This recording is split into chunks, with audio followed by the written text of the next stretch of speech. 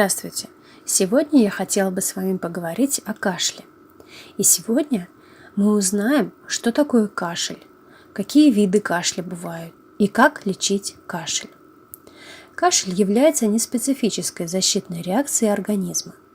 Его функция – это очищение дыхательных путей от мокроты, пыли или инородного объекта. При наличии кашля человек прежде всего думает о заболеваниях органов дыхательной системы. Но на самом деле этот симптом может возникать и при поражении других органов. Постоянный кашель может проявляться при патологических процессах, например, пневмонии, ОРВИ, бронхите и других заболеваниях, а также может проявляться при механическом повреждении дыхательных путей пищей, пылью или инородными телами. Многих людей интересует вопрос, чем же лечить кашель у детей и взрослых пациентов. Но прежде чем заняться поиском лечения, доктору и больному нужно понять, по какой причине возник кашель. И, конечно, понятно, что при появлении кашля у детей или взрослых его нельзя игнорировать, так как симптом может и проявиться в более тяжелой форме, когда уже будет указывать на хронические или серьезные проблемы со здоровьем. Прежде чем начать лечение народными средствами и медикаментами, нужно разобраться, на какой недуг указывает симптом. Наличие кашля указывает на такие патологические процессы, как грипп, проявляется кашлем сухого характера, который перерастает в мокрый, парагрипп, лающий кашель, хриплость голоса, трахеит, при трахеите кашель грубый и ощущаются сильные боли. Также наличие кашля может указывать на острый бронхит, сильный кашель с выделением мокроты, на наличие пневмонии, это болезненный приступ кашля сначала сухого характера, а потом влажного с мокротой, и на наличие ОРВИ, синусит, ринит, который характеризуется приступами в ночное время, когда отделяемое из носа раздражает заднюю стенку глотки. Итак, какие же бывают виды кашля? По характеру появления кашля определяют два типа. Это сухой кашель без мокроты. Он подразделяется на две формы. Лающий сопровождается болевыми приступами или першением в горле и снижением громкости голоса, а также приступообразный, характерный для трахеитов и бронхитов. И также выделяют влажный кашель. Сопровождается отхаркиванием, проявляются хрипы, тяжесть и неприятное ощущение в груди. Отмечается при бронхите и воспалении легких. По продолжительности течения кашель может быть острый, протекает не более 3 недель при инфекционных заболеваниях, и хронический, превышает продолжительность острой формы на несколько недель. Проявляется такой тип кашля при патологии бронхов и легких, при скоплении слизи в носоглотке, при нарушениях психического характера и частом приеме препаратов. Это мы с вами разобрали, какие бывают виды кашля. Теперь перейдем к следующему. Важно помнить о том, что поскольку кашель является защитной реакцией, во время лечения нужно стремиться не избавиться от него, а облегчить кашель. Лекарственные препараты должен назначать врач. Противокашлевые препараты центрального действия угнетают кашлевой центр. Их применение оправдано в тех случаях, когда, во-первых, кашель непродуктивный, а во-вторых, когда приступы кашля сопровождаются рвотой и приводят к истощению больного. Прежде чем приступить к лечению, следует выяснить, имеющийся кашель сухой или мокрый. При влажном кашле с трудно отделяемой вязкой мокротой врачи назначают муколитические лекарственные средства. В случае с кашлем, сопровождающимся выделением малого количества мокроты, назначают отхаркивающие препараты. Применение медикаментов из этой лекарственной группы способствует стимуляции секреции слизи бронхиальными железами, что делает ее более жидкой. Кроме того, усиливается кашлевой рефлекс, что способствует более эффективному очищению бронхов. Если кашель вызван инфекцией, следует применять этиотропные препараты. Это противовирусные, антибактериальные, противотуберкулезные и прочие. Как же лечить кашель после гриппа в домашних условиях? Одним из способов является паровая ингаляция.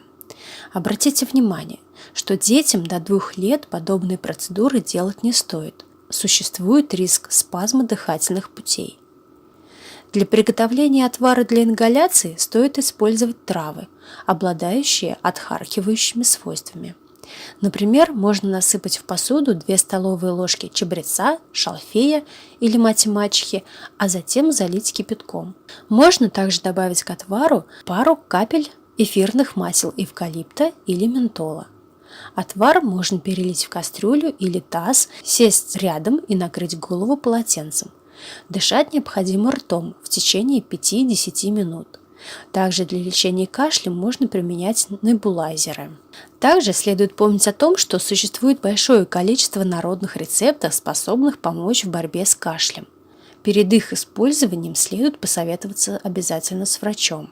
И сейчас я хочу вам предложить несколько способов лечения кашля народными средствами.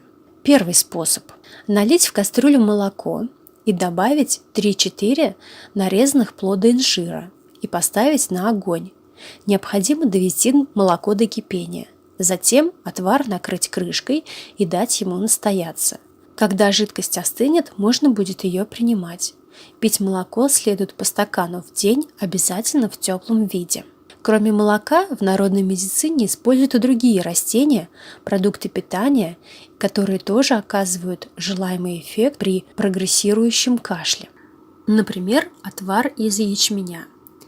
Для этого нужно взять 20 грамм зерен ячменя и измельчить их. Для этого можно использовать обычную кофемолку. Залить эти 20 грамм измельченного ячменя 300 мл воды. Полученную смесь настаивать не менее 5 часов, а затем кипятить 10 минут. Принимать отвар из ячменя следует по 1 столовой ложке 5-6 раз в сутки. Данное средство смягчает и обволакивает горло, снижает количество приступов кашля. Следующий рецепт – это лимон с глицерином. Для этого нам понадобится 1 лимон. Его целиком нужно проварить на медленном огне в течение 10 минут. Затем лимон разрезается. Из полученных половинок нужно выдавить сок. Смешать его с 2 чайными ложками медицинского глицерина и выложить массу в стакан.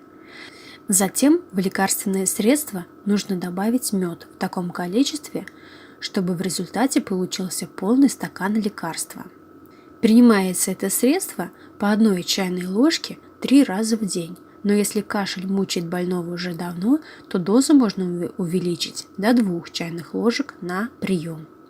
Следующий рецепт – это оливковое масло и мед. Это, пожалуй, самый простой, но от этого не менее эффективный способ быстро избавиться от кашля. Работает это средство и при сухом кашле, и при влажном, с отходящей мокротой. Нужно просто смешать в равных пропорциях оливковое масло и мед и принимать по 1 чайной ложке 5-6 раз в сутки.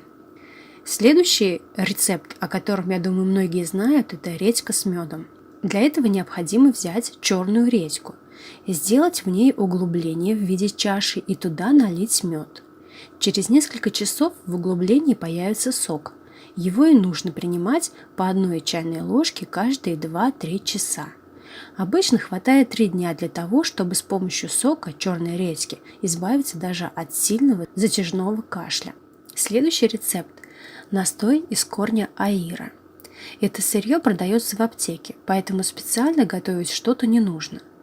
Для уменьшения количества приступов кашля и для скорейшего отхождения мокроты из дыхательных путей нужно взять 1 столовую ложку измельченного корня аира и залить 200 мл кипятка, настоять в течение 20 минут. Употреблять настой по 2/3 стакана трижды в день. Для улучшения его вкусовых качеств можно добавить 1 чайную ложку меда. Вот такие простые и несложные рецепты, которые смогут вам помочь избавиться от приступов кашля. Ну и, конечно же, чтобы предотвратить появление повторного кашля, медики советуют, что можно делать для профилактики. Это есть здоровую пищу, не курить и избегать вдыхания сигаретного дыма, вовремя лечить болезни и соблюдать правила гигиены. в холодное время года не переохлаждаться. Ну а на этом пока все. Будьте здоровы, и если вам понравилось это видео, вы можете оставить свой комментарий и поставить лайк.